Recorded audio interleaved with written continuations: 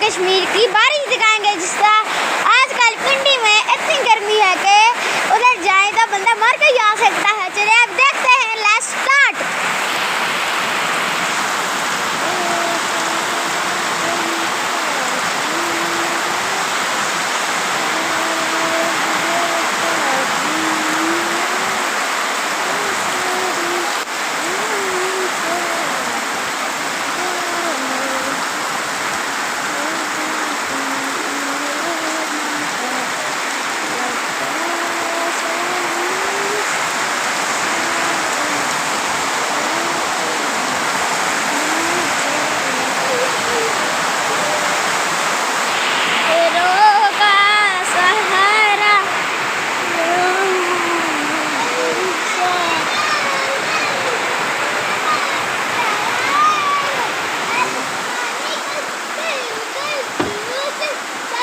सामने धुंध है, फोग, ये सामने फोग है, कुछ नजर ही नहीं आ रहा फोग में।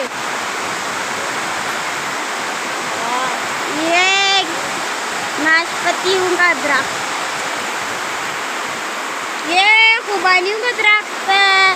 वो जो आपको वो सामने दरख्त मुरझाया हुआ नजर आ रहा है, या हमने कटवाया था।